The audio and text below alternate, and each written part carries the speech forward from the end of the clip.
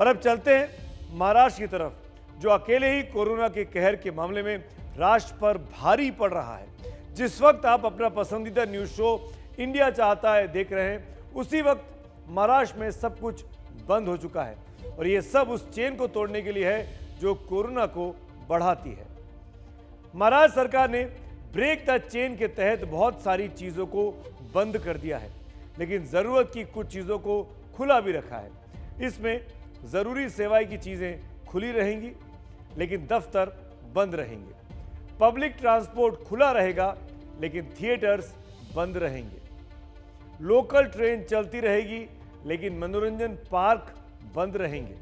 Petrol pump खुले रहेंगे, gym और स्पोर्ट्स सेंटर बंद रहेंगे। एटीएम खुले रहेंगे, लेकिन फिल्में देखने आप नहीं जा पाएंगे। वैसे ही बैंक भी खुले रहेंगे, लेकिन धार्मिक स्थल बंद रहेंगे। उद्धव सरकार ने लॉकडाउन जैसे कड़े शब्द का इस्तेमाल तो नहीं किया, जिससे लोगों में एक डर भर जाता है, लेकिन तैयारी वैसी ही की है ताकि कोरोना का संक्रमण ना बढ़े। ऐसे में दिक्कत उन लोगों की होती है जो रोज कुआं खोदते हैं और पानी पीते हैं। इसके लिए सरकार 7 करोड़ लोगों को मुफ्त में अनाज देगी, गरीब लोगों को। 1 महीने तक 3 किलो गेहूं और 2 किलो चावल इन लोगों को मिलेगा।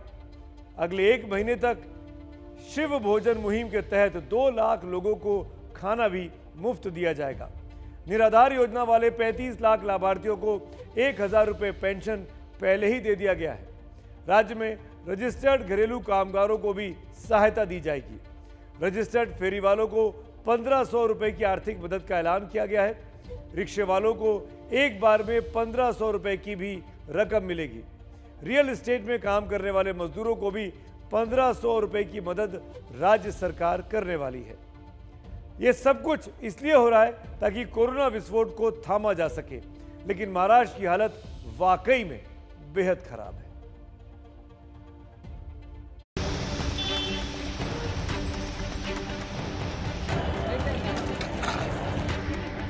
एकदम काही लॉकडाऊन असं म्हणत नाहीये, पण काही निर्बंध हे साधारणतः त्या सदृश्य आहेत।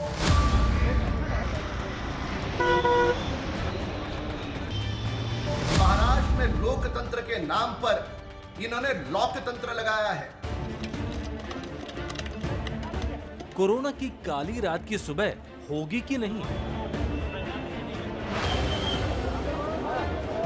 जब महाराष्ट्र में एक दिन में 60,000 से ज्यादा कोरोना केस आने लगे तो सोचिए हालात कैसे हुकूमतों के और आपके हाथ से फिसल रहे हैं।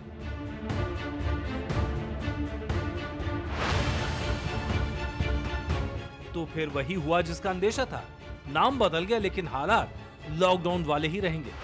जे निर्बंध आहेत ते असे आहेत की उद्या संध्याकाळपासून आपण ब्रेक द चेन म्हणजे ही शृंखला तोडायची, आपल्याला तोडावीच लागेल। आणि ती तोडण्यासाठी आपण राज्यात 144 कलम लागू करतो आहोत। म्हणजेच आजपर्यंत ही दिवसा जमावबंदी आणि रात्री संचारबंदी असं होतं, तरी रात्री जमावबंदी करत होतो। आता मात्र आपल्याला पुढचे किमान 15 दिवस राज्यामध्ये संचारबंदी लागू करावी लागत आहे।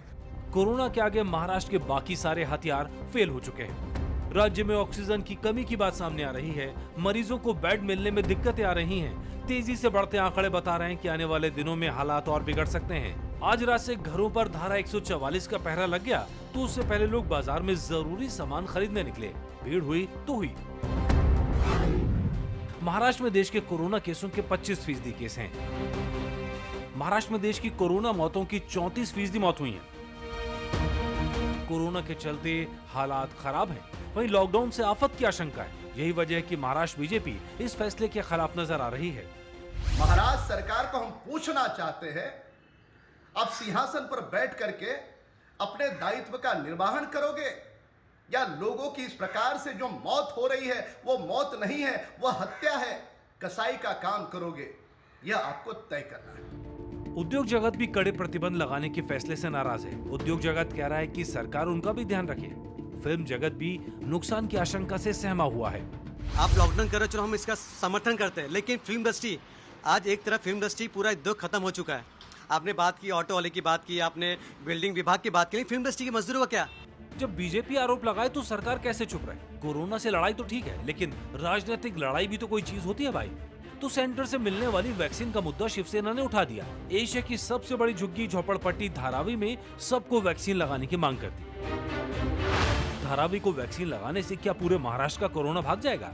मुंबई, पुणे, नागपुर जैसे शहर कोरोना की चपेट में हैं और कोरोना को फैलने से रोकने के लिए ही लॉकडाउन का सहारा लेना पड़ा है। ऐसे में सवाल पूछा जा रहा है, महाराष्ट्र सरकार ने तब सख्ती क्यों नहीं दिखाई जब कोरोना फैलना शुरू हुआ था? अब एक तरफ मजदूरों पर मार है तो दूसरी तरफ खजाना खाली होने से महाराष्ट्र खुद बेहाल हो जाएगा। सख्ती से लॉकडाउन महाराष्ट्र में लगाया गया है। उम्मीद कीजिए और दुआ भी कीजिए कि सख्ती से कोरोना का भूत भागे, क्योंकि ब्रेक द चेन के लिए सरकार ने जो कदम उठाए हैं उसकी बड़ी कीमत भी चुकानी पड़ रही है। देश की जीडीपी में महाराष्ट्र की हिस्सेदारी 16% की है। Maharashtra confederation all India traders का मानना है कि एक महीने में लॉकडाउन से महाराष्ट्र को 1 लाख करोड़ रुपए का नुकसान उठाना पड़ेगा। इसका सबसे बड़ी मार मैन्युफैक्चरिंग सेक्टर पर पड़ने वाली है। वैसे ये कोई जरूरी नहीं कि सख्त कर्फ्यू लगने से कोरोना के वायरस बिल्कुल नहीं फैलेंगे। वो फैल सकते हैं, लेकिन तब आशंका कम हो जाती है।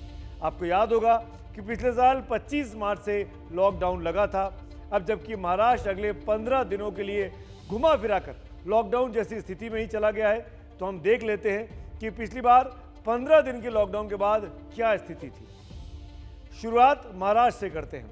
25 मार्च 2020 को महाराष्ट्र में 116 केस थे और मौत केवल 3 हुई थी।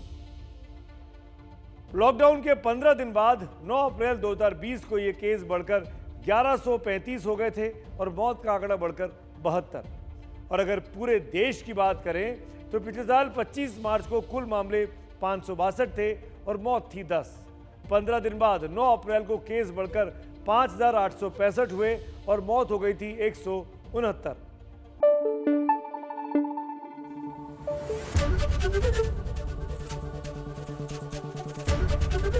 एबीपी न्यूज आपको रखे आगे।